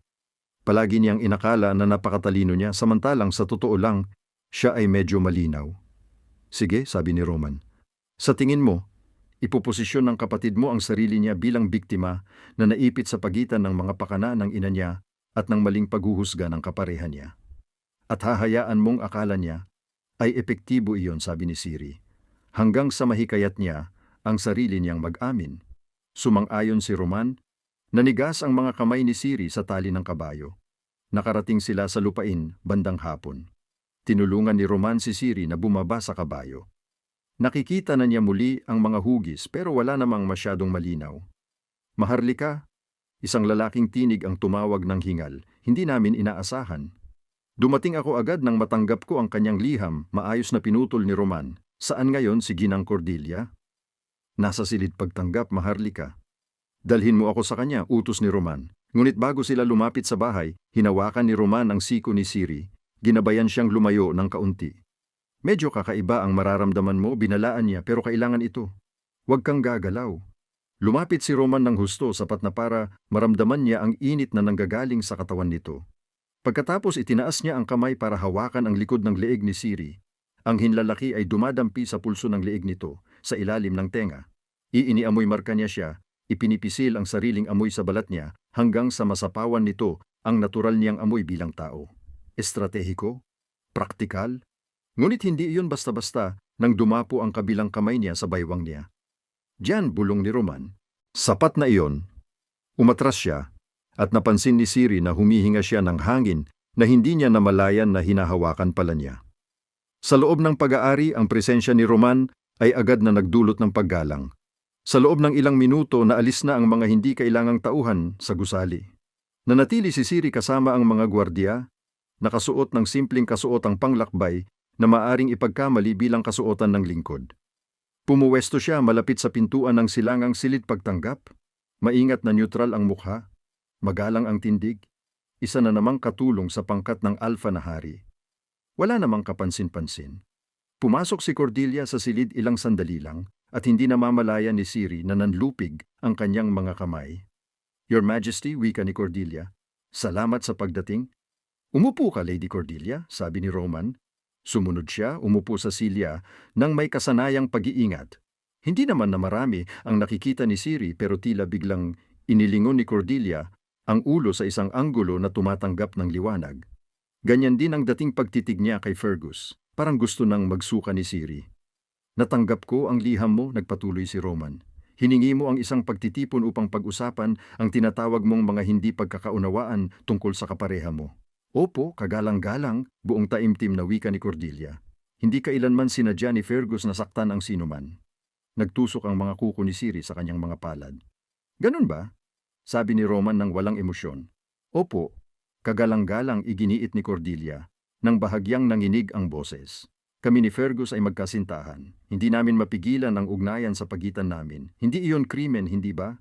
Pinunasan niya ang kanyang mga mata gamit ang panyo. Balak naming sabihin kay Siri balang araw at maayos na bawiin ang kasal. Pero paulit-ulit na sinasabi ni Ina na maghintay muna. Bulong ni Cordelia. Bakit nga ba pinakasalan ni Fergus ang kapatid mo? Tanong ni Roman. Dahil ba kayo ngang magkasintahan? Natigil ang paghinga ni Cordelia na para bang hindi niya inasahan ang ganoong simpleng tanong. Malamang hindi nga niya inasahan iyon na nakipaglaban si Siri ang hangal niya. Pinilit ni Ina mahinahon na sabi ni Cordelia. Sinabi niya na dahil may sakit si Siri, dapat bigyan siya ni Fergus ng kaunting kaligayahan bago siya pumanaw. Pumayag ako, sapagkat minahal ko ang kapatid ko ng lubos. Sinungaling, naisip ni Siri nang may matinding galit. Mahal? Tanong ni Roman. Inaakala mong patay na si Siri? Muling nanlaki ang mga mata ni Cordelia. Hindi, sagot niya nang may pag-aalinlangan. Basta, siya ay may sakit ng malubha. Oo, tungkol diyan, huminto si Roman. Hindi ba nabanggit ng iyong kasintahan na may inilagay siya sa tiyaan niya? Anumang maaaring ibinigay ng iyong ina sa kanya? Nanlalamig si Cordelia. Hindi naman, bulong niya. Sumusumpa ako kamahalan, hindi mo alam, pinutol ni Roman, na si Fergus ayon sa utos ng iyong ina ay naglalagay ng lason kay Siri? Halos hindi makahinga si Cordelia. Hindi ko, ang ibig kong sabihin hindi gagawin ni Fergus. Bakit? Tanong ni Roman. Amoy mo bang natatakot ka? At bakit inamin mismo ni Fergus ang krimen? Tumalon si Cordelia sa kanyang mga paa. Hindi niya ginawa iyon, sigaw niya, sinasulatan niya ako. Sasabihin niya sa akin. Isinulat niya ang inutusan ko sa kanya, sabi ni Roman. Nanahimik si Cordelia, nang sandali iniisip ang ibig sabihin noon. Anong dapat kong gawin? Bulong niya sa huli. Sabi ni Ina huli na para pigilan. Kaya inaamin mo, sabi ni Roman ng mabagal at tiyak, na alam mong binubuhusan ng lason si Siri. Hindi ko mapigilan, protesta ni Cordelia. Nakakatakot si Ina kapag may gusto siya. Pinaliwanag niya na may magiging kahihinatnan kung hindi ako makikipagtulungan. Natakot ako. Ang naiintindihan ko, sabi ni Roman ng malamig, ay kasabwat ka sa tangkang pagpatay sa sariling kapatid mo para sa pinansyal na pakinabang. Hindi, sabi ni Cordelia ng matalim, habang lumalapit sa kanya. Biktima rin ako rito, lumapit pa siya. Kanyang kagalang-galang, sabi ni Cordelia, bumaba ang boses niya sa isang malambing na tono. Tiyak na maaari tayong magkasundo? Lumapit pa siya ng isang hakbang. Naramdaman ni Siri ang isang mainit at malupit na puwersa sa kanyang dibdib. Kung tutulungan mo ako, bulong ni Cordelia, na halos dumampi na ang kanyang palda sa mga hita ni Roman. Tulungan mo kami, Fergus. Maawa ka sa amin, magagawa kong maging sulit ito para sa iyo. Ipinataas niya ang kanyang kamay, ang kanyang mga daliri ay unti-unting lumalapit sa dibdib ni Roman. May sumabog sa loob ni Siri. Lumapit siya mula sa kanyang pwesto sa pinto, itinulak ang iba pang mga tagapaglingkod. Tama na, sabi niya. Ang boses ay bumasag sa katahimikan ng silid na parang patalim. Mabilis na lumingon si Cordelia. Hindi nakita ni Siri ang ekspresyon niya, ngunit tila nagulat siya. Siri? Sa wakas ay nabigkas ni Cordelia. Ngunit nandito lang ako buong oras, sagot ni Siri, nakikinig sa bawat kasinungalingang lumabas sa iyong bibig. Dinala mo siya, sabi ni Cordelia kay Roman. Hindi mo talaga ako tutulungan. Hindi simpleng kinumpirma ni Roman, hindi. Sinungaling siya, kanyang kagalang-galang, desperadong sabi ni Cordelia. Ano mang sinabi niya sa inyo? Tumigil ka, pinutol ni Siri, malamig ang boses. Narinig kong inamin mo. Alam mo tungkol sa lason. Hindi ko kailanman gustong mamatay ka, protesta ni Cordelia, matalas ang boses. Si Fergus lang, at ang perang nararapat sa akin. Hindi ka karapat-dapat sa kahit ano, pinutol siya ni Siri. Naninindigan ka lang at nanonood habang binubuhusan ako ng lason ng nanay mo ng buwan-buwan. Lumapit pa siya ng isang hakbang at nataranta si Cordelia, umatras. At ngayon lang, nagkaroon ka pa ng kapal ng mukha na subukang akitin si Roman para makalusot ka rito? Naialay ang sarili mo sa alpha na hari na para bang sapat na ang ganda mo para ipagwalang bahala niya ang tangkang pagpatay? Sumigaw si Cordelia, galit na galit. Wala siyang kwenta, inispit ni Cordelia habang bumabalik kay Roman. Isang tao, bakit ka pa nakikinig sa kanya? Siya ang aking kapareha, sabi ni Roman, at ang mga salita ay bumagsak na parang kulog. Natigil si Cordelia sa kalagitnaan ng kanyang sinasabi. Ano? Bulong niya, narinig mo ako. Nag-utos si Roman sa mga gwardya. Dakpin si Ginang Cordelia. Ikukulong siya habang hinihintay ang formal na hatol sa palasyo. Dinala si Cordelia palayo nang hihina ang kanyang mga protesta. Nanatiling nakatayo si Siri nang hindi gumagalaw at naghintay na maramdaman ang kasiyahan. Sa halip, kawalan lamang ang naramdaman niya. Ayos ka lang ba? Mahinahong tanong ni Roman. Marahang umiling si Siri. Akala ko iba ang mararamdaman ko habang pinapanood siyang bumabagsak. Lumapit si Roman. Bihira namang maramdaman ang paghihiganti ayon sa inaasahan natin, sabi niya. Sumakay sila pabalik sa palasyo habang nagsisimulang lumubog ang araw. Nang magising si Siri sa kanyang kama makalipas ang ilang sandali, may narinig siyang mahihinang yabag sa kanyang silid. Hindi ito yabag ng tao, masyadong malambot. Hello? Bulong niya. Isang banayad na hininga ang sumagot sa kanya. Ang lobo. Iyon pa rin ang dumating sa kanya noon. Gumanda na ang paningin niya kaya nakikita na niya ang mga hugis kahit sa mahinang ilaw. Paulit-ulit kang bumabalik, bulong ni Siri. Bakit ka pa bumabalik? Lumapit pa ang lobo sa kama at sumisilay ang init nito sa kanya. Pinikit ni Siri ang kanyang mga mata at hinayaan ang sarili na muling makatulog. Sumapit ang umaga na may liwanag na malinaw, nanatili ang gilid ng mga hugis. Ipinakita ng mga kulay ang kanilang sarili ng buong kumpiyansa sa halip na magtago sa likod ng kalabuan na bumabagabag sa kanyang paningin ng ilang buwan. Umupo ng dahan-dahan si Siri, kabang tumitibok ng malakas ang kanyang puso. Ang kwartong tinitirhan niya ng ilang araw, ngunit naituring lamang niyang koleksyon ng mga hugis at anino, ay biglang naging totoo. Konkreto. Nakikita niya, bumalik ang kanyang hininga. At nang iikot niya ang ulo, nakaupo si Roman sa silyang malapit sa bintana. Nasa maingat na distansyang palagi niyang pinananatili. Sa unang pagkakataon mula nang siya'y natumba papasok sa karwahe niya, nakita nga ni Siri siya. Nakabibighani ang kanyang itsura sa mahinang liwanag ng umaga dahil siyempre, ang lalaking nagpakita sa kanya ng higit na kabaitan kaysa kanino man sa buhay niya ay maganda rin. Matatag ang kanyang mga tampo, matulis ang mga pisngi, isang panga na parabang inukit mula sa marmol, at ang kanyang mga mata. Parehong asul na nakita niya sa lobo. Pareho ang kulay na nagbantay sa kanya mula sa paanan ng kanyang kama, nagbabantay sa kadiliman. Bumagsak sa kanya ang katotohanan ng may ganap na katiyakan. Bawat pag-amin na ginawa niya, bawat beses na siya'y kumapit sa dilim. Siya iyon, lahat ng iyon palagi. Ang lalaking nakaupo sa tapat niya ngayon na nakamasid sa kanya. Humusay ang paningin mo, mapait na obserbasyon ni Roman. Oo, sagot ni Siri, na biglang nangatuyo ang lalamunan. Buti na lang, simpleng sabi ni Roman. Pagkatapos ay umalis si Roman, marahang isinara ang pinto sa likod niya at naiwan si Siri na mag-isa sa liwanag ng umaga, mabilis ang tibok ng puso, kabanata 8. Dumating ang paanyaya 3 araw matapos ang pag-aresto kay Cordelia. May nakitang lingkod si Siri sa silid-aklatan na may mensahe na agad siyang kailangan ng hari ng Alpha. Sinalubong siya ni Roman sa labas ng silid-pulong ng konseho. Malungkot ang ekspresyon. Patuloy na gumaganda ang paningin niya, sapat na para mabasa ang tensyon sa balikat ni Roman. Ano ang nangyari? Tanong ni Siri. Humiling si Ariadne ng pagdinig sa harap ng konseho, mahinahon na sabi ni Roman. Inaangkin niya na hindi makatarungang inaresto si Cordelia. Nagdala siya ng mga taga-suporta, mga maharlika na may utang na loob sa kanya o natatakot sa kanyang impluensya. Nanlupir si Siri. Sinusubukan niyang palayain siya. Sinusubukan niyang magdulot ng sapat na pagdududa para pilitin ako ng konseho na pakawalan si Cordelia habang hinihintay ang paglilitis tinama ni Roman na magbibigay sa kanila ng oras para tumakas o sirain ang ebidensya. Tumigil siya. Gusto kong masaksihan mo ito. May isang galeriyang may screen kung saan maaari mong marinig at makita ang lahat nang hindi ka nakikita. Kailangan kong maunawaan mo kung ano ang kinakaharap natin. Ano ang kayang gawin ni Ariadne kapag siya ay napasukol? Ang galeriya ay isang makitid na espasyo na hiwalay sa silid-pulong ng konseho ng isang marangyang kahoy na screen. Inilagay ni Siri ang sarili sa posisyong makikita niya ang buong silid.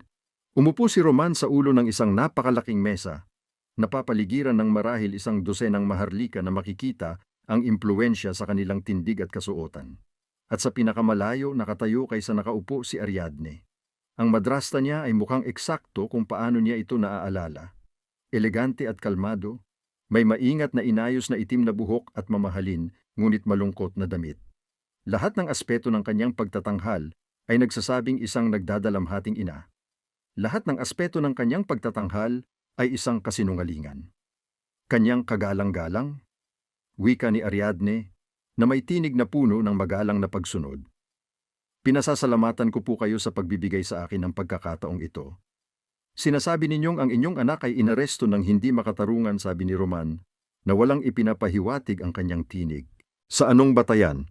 Sa batayan na ang anumang kumpisal na nakuha ninyo ay ibinigay sa ilalim ng sapilitan, maharlika, sabi ni Ariadne. Bata ang anak ko, labis ang pag-ibig niya sa isang lalaking nakakulong. Nang inaalok ninyo sa kanya ang pag-asang makita siyang muli, sasabihin niya ang anumang nais ninyong marinig. Nag-ugong ang mga bulong sa paligid ng mesa. Nagpalitan ng malalalim na titigan ang ilang maharlika. Inamin ni Ginang Cordelia na may alam siya tungkol sa isang sabwatan para lasunan ang kanyang kapatid. Malinaw na sinabi ni Roman. Inamin niyang alam niyang nilalason si Ginang Cirila at wala siyang ginawa para pigilan ito. Sa iyong pahintulot kanyang kagalang-galang, singit ng isang mas matandang maharlika na may kulay abo ang buhok. Ang isang dalagang natatakot para sa buhay ng kanyang minamahal ay maaaring magsabi ng kahit ano sa tingin niya'y magugustuhan mo. Ang tanong ay kung ang kanyang mga salita ay sumasalamin sa katotohanan o sa desperasyon. Nagtusok ang mga kuko ni Siri sa kanyang mga palad. Ito mismo ang gusto ni Ariadne. Pumasok ang pagdududa. Sinasadyang pinaghalo ang malinaw na linya sa pagitan ng pagkakasala at kawalang sala. Mahal ng anak kong babae ang kapatid niya, nagpatuloy si Ariadne, na bahagyang nanginig ang boses. Sabay silang lumaki, nagbahagi ng isang tahanan. Oo, may mga alitan. Anong magkapatid ang hindi nag-aaway? Ngunit ang ideya na sadyang hahayaan ni Cordelia na masaktan si Cirila ay walang katuturan. Ang kasinungalingan ay lumabas sa kanyang mga labi ng kasing dali ng paghinga. Gusto nang sumigaw ni Siri. Ginang Ariadne, wika ng isang mas batang babaeng maharlika. Ikaw ang nag-alaga kay Ginang Cirila noong siya ay may sakit. Maari mo bang ikwento ang tungkol sa uri ng sakit na iyon? Siyempre, sagot ni Ariadne, habang tinutulak ang panyo sa kanyang mga mata. Nagkasakit si Cirila mga 8 buwan na ang nakalipas. Kumonsulta kami sa pinakamahusay na mga manggagamot. Sinubukan namin ang bawat uri ng paggamot. Wala ni isa ang nakatulong. Nakapanlumo makita siyang unti-unting humihina, nawawalan ng paningin at lakas. Nanatili ako sa tabi ng kanyang higaan gabi-gabi. Umaasang gagaling siya ngunit hindi kailanman dumating ang pag-unlad. Nag-ugong sa paligid ng mesa ang mga simpatikong bulong. Naramdaman ni Siri ang pag-alsa ng abdiyo sa kanyang lalamunan. Nanatili si Ariadne sa tabi ng kanyang higaan upang matiyak na tuloy-tuloy na naibibigay ang lason. At wala kang alam tungkol sa pagkakasangkot ng lason? Pinilit ng babaeng maharlika. Wala talaga, matatag na sagot ni Ariadne. Nang unang beses kong narinig ang ganitong paratang ay nang aristuhin ng anak kong babae. Nabigla ako, natakot. Ang ideya na sasalbahis ko si Cirila? Perpektong pumutol ang kanyang boses. Anak siya ng asawa ko, responsibilidad ko. Minahal ko siya na parang siya ay akin. Maharlika, wika ng ginoong kulay abo ang buhok. Isang seryosong paratang ito na nakabatay lamang sa salita ng isang dalagang hindi nasa tamang pag-iisip. Si Ginang Ariadne ay isang kagalang-galang na miyembro ng Maharlika. Ang kanyang pamilya ay nagsilbi sa korona sa loob ng maraming henerasyon. Ang pagkakakulong sa kanyang anak ng walang mas konkretong ebidensya ay tila maaga pa. Tumango ang ibang Maharlika bilang pagsang-ayon. Inamin ni Ginang Cordelia ang kaalaman at pakikipagsabuatan. Inulit ni Roman na tumigas ang tinig. Sapat na iyon na basehan para siya ay ikulong habang hinihintay ang formal na hatol. Ngunit sapat na ba iyon para ikulong siya ng walang hanggan nang hindi dumadaan sa paglilitis? Tanong ng isa pang Maharlika. Lalo na't hindi naman lumapit ang di umano'y biktima para magsampa ng kaso ng mag-isa. Nasaan si Ginang Cirila, kamahalan? Bakit hindi niya sinagot ang tagapayo? Nanatiling nakabitin ang tanong sa hangin. Nagbago ang ekspresyon ni Ariadne. Napansin ni Siri ang kislap ng pag-iisip sa likod ng pag-aalala ng isang ina.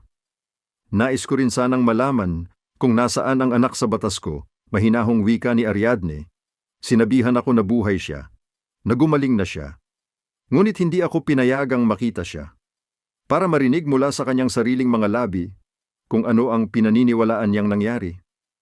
Kung talagang iniisip ni Cirila na inlason ko siya, bakit hindi siya lumalapit? Malinaw ang pahiwatig. Kung ayaw ni Siri na harapin ng direkta si Ariadne, marahil ay hindi matibay ang mga paratang. Nag-alab sa galit si Siri na parang sunog. Ang kapal ng mukha niya. Maharlika, wika ng matandang Maharlika na kulay abo ang buhok. May banayad na panunukso sa kanyang tinig.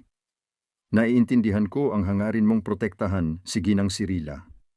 Ngunit ang pagkakakulong kay Ginang Cordelia nang hindi pinapayagang makita siya ng kanyang ina, nang walang formal na kaso, nang hindi pinapayagang harapin ni Ginang Cirila ang konseho ng mag-isa, nagsisimula na itong mukhang hindi katarungan kundi tumigil siya, iniwan ng diwa na hindi na binigkas. Abuso sa kapangyarihan. Hinihikayat ko po kayong isaalang-alang ang pagpapalaya kay Lady Cordelia habang hinihintay ang formal na investigasyon, dagdag ng isa pang Maharlika. Kasama ang angkop na mga paghihigpit, siyempre, ipinipigil sa lupain ng kanyang pamilya. Ngunit ang pagkakakulong sa kanya sa mga selda ng palasyo ay tila labis na. Nag-ugong ang mga bulong ng pagsang-ayon sa paligid ng mesa. Napansin ni Siri ang paghigpit ng panga ni Roman habang iniisip niya ang kanyang mga pagpipilian. Maari siyang tumanggi. Siya ang hari. Ngunit ang paggawa nito ay magdudulot ng tensyong pampulitika. At alam iyon ni Ariadne. Nakita ni Siri ang kasiyahan sa mukha ng madrasta niya, maingat na itinago ngunit naroroon. Ganito ang ginagawa ni Ariadne. Ganito siya nakalusot sa paglason sa dalawang tao. Ginagamit niya ang manipulasyon. Naging malabo ang paningin ni Siri. Hindi dahil sa may depekto ang paningin niya, kundi dahil sa matinding galit. Lalong humigpit ang pagkakapulupot ng mga kamay niya at pagkatapos ay tila umikot ang mundo. Hindi muli, hindi ngayon, naisip niya. Ngunit dumating pa rin ang bisyon, walang humpay at hindi maiiwasan. Napaligiran siya ng kadiliman. Hindi ito ang komportabling kadiliman, kundi ang nakapipighating kadiliman ng isang lugar na walang bintana, walang liwanag, walang pag-asa, isang silid, maliit, malamig, na may mga pader na bato na basa ng halumigmig. At sa isang sulok nakalukob sa tabi ng pader na nakayuko ang mga tuhod sa dibdib si Oz, ang nakababatang kapatid niyang lalaki, buhay. Kabanata 8. Ibigay muli ang paliwanag sa bisyon, sabi ni Roman. Mahinahon, ngunit may autoridad ang boses. Bawat detalye na naaalala mo. Nasa pribadong silid pag-aaral niya sila, nakalatag sa mesa sa pagitan nila, ang mapa ng mga teritoryo sa Hilaga. Tumigil si Siri sa panginginig. Ilang sandali na ang nakalipas na oras. Maliit ang silid, sabi ni Siri. Pinikit ang mata. Mga pader na bato, malamig, mamasa-masa. Nakikita ko ang kabasa sa mga bato. May bintana sa taas malapit sa kisame, masyadong maliit para akyatin. May 3 kandado ang pinto. Ang 3 kandado ay nagpapahiwatig na inaasahan nilang susubukan niyang tumakas, bulong ni Roman habang kumukuha ng tala. Ano pa? Pumasok si Atrey sa isang siwang sa ibaba ng pinto. Nagpapalit ang mga gwardiya ng turno. Narinig ko ang kanilang mga boses pero hindi ko sila malinaw na nakita. At tumigil siya, nanigas ang kanyang lalamunan. Binibilang niya ang mga araw, ginuguhit ang mga marka sa bato, gamit ang basag na palayok. Nanigas ang panga ni Roman. Ilan ang marka? Masyadong marami, bulong ni Siri. Sapat para sa ilang buwan. May kumatok sa pinto na nagputol sa kanila. Kanyang kagalang-galang, Nakumpirma na namin ang pagmamay-ari ng 3 ari-arian sa hilagang teritoryo na nakarehistro sa pamilya ni Ginang Ariadne. 2 rito ay may nakatirang tao. Ang isa, isang hunting lodge mga 40 milya sa Hilaga, ay naiulat na walang tao sa nakaraang taon, ngunit ayon sa aming mga pinagkukunan, may regular na paghahatid ng supply, kahit na di umano'y bakante ito. Nagkita ang mga mata ni Roman at ni Siri. Nandoon siya, sabi ni Siri ng buong katiyakan. Alam ko. Aalis tayo sa loob ng 1 oras, sabi ni Roman, napapalapit na sa pinto. Mabilis silang naglakbay, nalampasan ang 40 milya sa loob ng halos 4 na oras sa pamamagitan ng madalas na pagpapalit ng kabayo. Lumitaw ang hunting lodge mula sa gubat na parang isang bangungot. Agad na ipinuwesto ni Roman ang kanyang mga gwardiya ng tahimik at mahusay. Binabalot ang gusali bago pa man mapagtanto ng sinuman sa loob na naroon na sila. Bukas na ang pinto bago pa man makatok si Roman. Lumabas ang isang lalaki, magaspang ang itsura, armado, ngunit hindi niya inaasahan ang Alpha King at ang buong pangkat ng mga gwardyang royal. Namulat ang kanyang mga mata. Kanyang kagalang-galang utal niya, hindi namin inasahan. Ibig kong sabihin, hindi binanggit ni Lady Ariadne. Hinihikayat ninyo bilang bihag ang isang bata, sabi ni Roman, ang kapatid ng aking kapareha. Mayroon kang eksaktong isang pagkakataon na sumuko ng payapa at sabihin sa akin kung nasaan siya. Pumili ng matalino. Ang tingin ng guwardiya ay palipat-lipat sa pagitan ng mukha ni Roman at ng mga armadong lalaking nakapalibot sa kubo. Silong, mabilis niyang sabi. Sumunod si Siri kay Roman sa kusina. Ang puso niya ay tumitibok ng napakalakas, kaya halos hindi na niya marinig ang iba pa. Pababa sa makitid na baitang na bato. Pumasok sa isang silong na mabaho ng halumigmig at kapabayaan, at may iba pang amoy na nagpagulo sa sikmura niya. Sa dulo ng isang maikling pasilyo, isang pinto na may 3 kandado katulad ng ipinakita sa kanya ng bisyon. Nanginig ang mga kamay ng gwardiya habang binubuksan niya ang mga kandado. At nakatago sa sulok, ang mukha niya ay tumingin sa biglaang liwanag na may ekspresyon ng takot at desperadong pag-asa. Os, bulong ni Siri. Tinitigan siya ng kapatid niya ng saglit. Siri? Nanginig ang boses niya nang banggitin ang pangalan niya. Sinubukan niyang tumayo, ngunit bumigay ang kanyang mga binti. Gumalaw si Siri bago pa man siya bumagsak sa lupa. Tinatawid ang pagitan nila at hinawakan siya, hinugot siya sa kanyang dibdib habang ang mga hagulgol ay bumabaybay sa kanila pareho. Kabanata 9. Gusto ko siyang patay. Mahinahon na binigkas ni Siri ang mga salita habang pinagmamasdan si Oz na natutulog sa kama sa infirmary. Nilinis siya ng mga tagapaghilom, pinakain ng sabaw at tinapay, at binalot ng mainit na mga kumot. Nakatayo si Roman sa tabi niya. Ang kanyang presensya ay matatag at matatag. Alam ko, sabi niya ng payak. Gusto kong panoorin siyang mamatay, patuloy ni Siri, tumitigas ang boses. Gusto kong malaman niya na ako iyon. Gusto ko. Bawi, tahimik na tinapos ni Roman. Katarungan, matalim na itinama ni Siri. May pinagkaiba, sabi ni Roman, at kailangan mong magpasya kung alin talaga ang gusto mo. Lumiko si Siri para tingnan siya. Nagliliyab ang galit sa dibdib niya.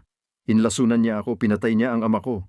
Alam kong siya ang gumawa, kahit hindi ko ito mapatunayan. Ikinukulong niya ang isang bata, karapat-dapat siyang mamatay. Tama, sang-ayon si Roman ng kalmado, pero hindi ka nito palalayain, hindi nito paghilumin ang mga sinira niya. Wala akong pakialam, sabi ni Siri. Bagaman, may pag-aalinlangan sa boses niya. Oo, may pakialam ka, banayad na tugon ni Roman, dahil kung wala, pinapatay mo na sana ako para patayin siya. Nanlupir na sa kama ang mga kamay ni Siri. Anong gagawin ko? Hayaan ko siyang mabuhay.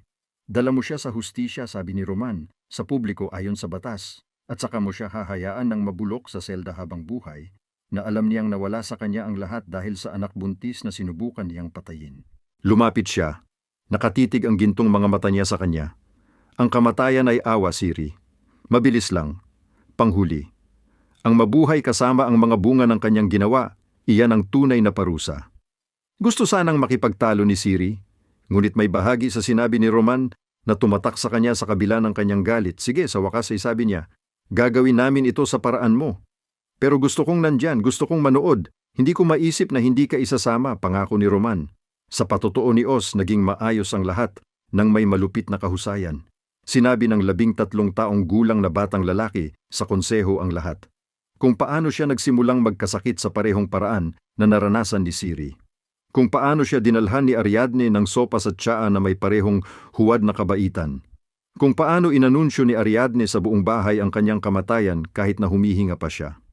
Kung paano siya inilipat nila sa gabi sa hunting lodge, ikinandado sa basement, at sinabihan na walang darating dahil wala namang nagmamalasakit. Nakiramdam ang konseho ng may matinding takot at katahimikan, napakalakas ng ebidensya. Ang pag-amin ni Fergus, ang pag-amin ni Cordelia, ang testimonya ni Oz, ang mismong hunting lodge na siniyasat ng mga tauhan ni Roman bago ito sunugin. Walang depensa, walang puwang para sa pag-aalinlangan.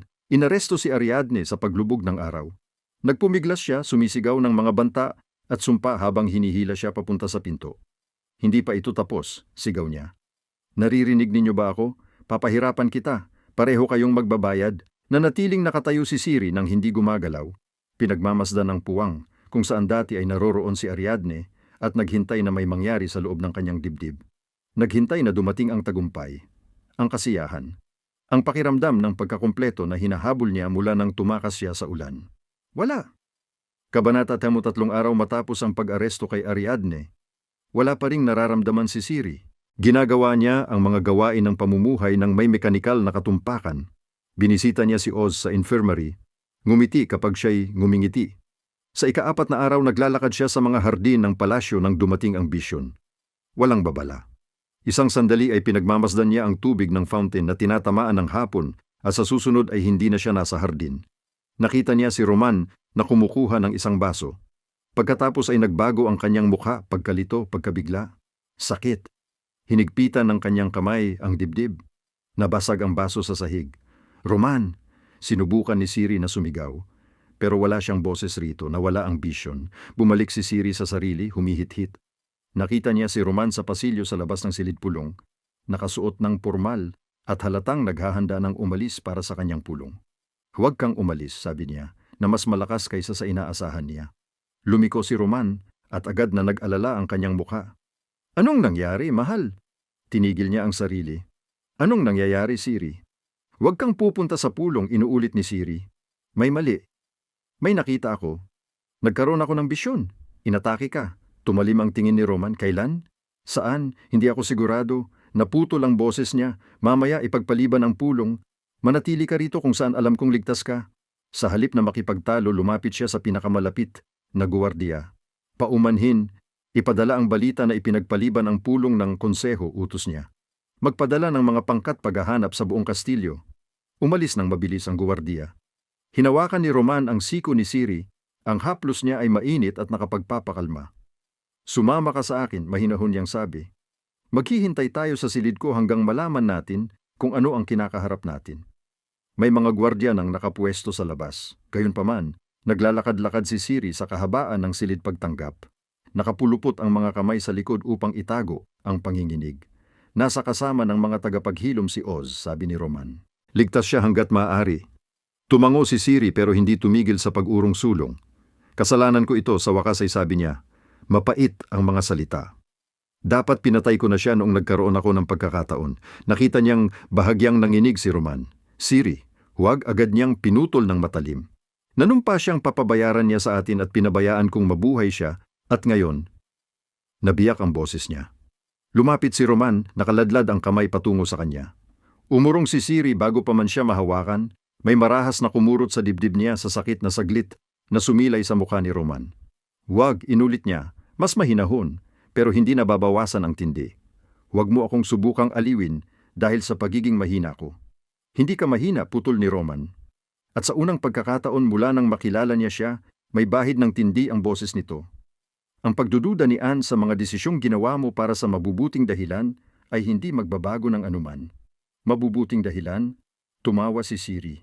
Ibig mong sabihin ang mga dahilan mo. Siri, sabi ni Roman, na halata ang galit sa boses. Tigilan mo ang pagpaparusa sa sarili mo. Tigilan mo ang pagpaparusa sa akin dahil sinubukan kitang tulungan kang gumawa ng desisyong kaya mong mabuhay kasama.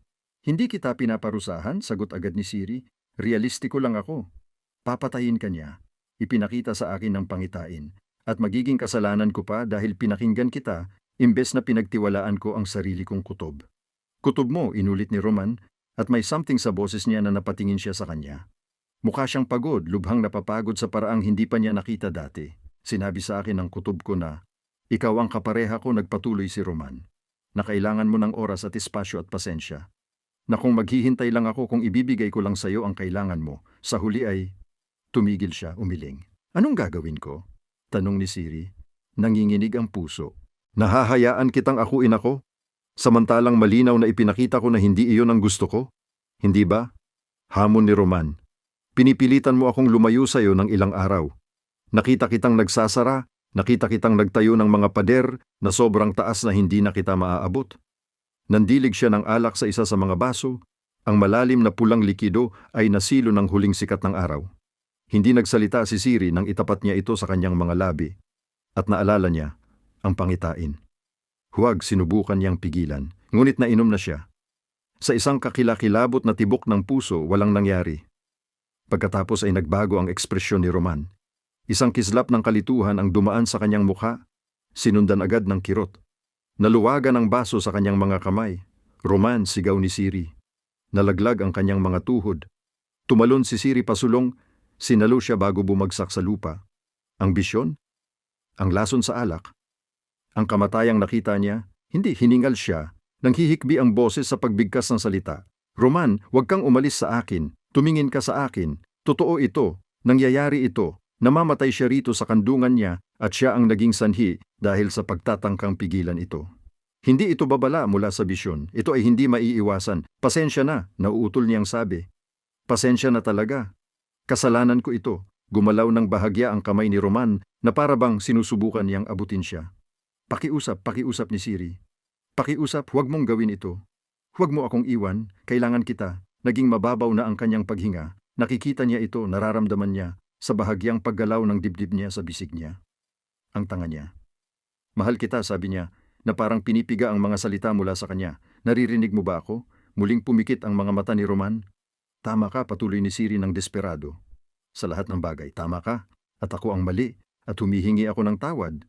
Ipinatapat niya ang kanyang noo sa kay Roman. Nawalan ako ng lahat, minsan bulong niya. Ang ama ko, ang tahanan ko, si Os, lahat ng pinagtiwalaan ko. Pinulot ko ang sarili ko piraso-piraso at sinabi ko sa sarili ko na hindi ko nahahayaang may lumapit ng ganoon para masaktan ako muli. Pero ang mawalan ka, pumutol ang boses ni Siri, ang mawalan ka ang magwawasak sa akin. Nararamdaman niya ang tibok ng puso niya sa ilalim ng palad niya na unti-unting humihina. Ikaw ang lahat sa akin, desperadong wika niya. Naiintindihan mo ba? Lahat. Isang hagulgol ang pumutok mula sa kanya. Mga gwardya! Sigaw niya magaspang ang boses, may tumulong! Mga gwardya! Biglang bumukas ang pinto. Pumasok ng sunod-sunod ang mga armadong lalaki, sinundan agad ng pinuno ng mga tagapaghilom. Lason, kinumpirma niya, malungkot ang boses. Tumingala siya kay Siri, seryoso ang mukha. Maaari naming alisin ang ilan dito, pero ang tanong ay kung matiis ng katawan niya ang laban ng sapat na tagal. Ano ang magagawa ko? Desperadong tanong ni Siri. Ang bond ng mag-asawa, sabi ng tagapaghilom. Kung kumpleto ito, makakatulong. Pinaghahatian ng bond ang lakas, ang puwersa ng buhay, binibigyan siya nito ng panangga. Tumigil siya, umiling. Hindi magiging sapat ang hindi kumpletong bond, gayunpaman hindi laban dito. Dahan-dahang tumagos sa panik ni Siri ang mga salita na parang talim na dumudulas sa pagitan ng mga tadyang. Ang bond, ang bagay na iniiwasan niya, itinutulak palayo dahil natatakot siya. Hindi na ngayon. Kumpletuhin ko ito, sabi ni Siri. Bahagyang lumaki ang mga mata ng tagapaghilom. Kailangan mo siyang angkinin, mabilis niyang sabi. Kagatin mo sa pinagdugtong ng leeg at balikat. Malalaman ng bond kung saan. Pero Ginang Cirila, kailangan mong maunawaan. Baka hindi ito sapat. Wala akong pakialam, pinutol ni Siri, at kailangan kong subukan. Lumiko siya pabalik kay Roman at binalot ng kanyang mga kamay ang mukha nito. Ang tanga ko talaga, sabi niya. Akala ko sirang-sira ako para mahalin ka pero hindi pala ako sira. Natatakot lang ako. Kumurap ang mga mata ni Roman. Siri? Ungol niya, hindi, pinutol niya. Mahal kita at inaangkin kita. Hindi niya alam kung paano ito gumagana pero ginabayan siya ng kanyang likas na pakiramdam. Yumuko siya, pinatapat ang kanyang mga labi sa pinagdugtong ng leeg at balikat nito kung saan nararamdaman niya ang mabilis na pintig ng puso sa ilalim ng balat. Natagpuan ng kanyang ngipin ang tamang lugar at nagnguya siya.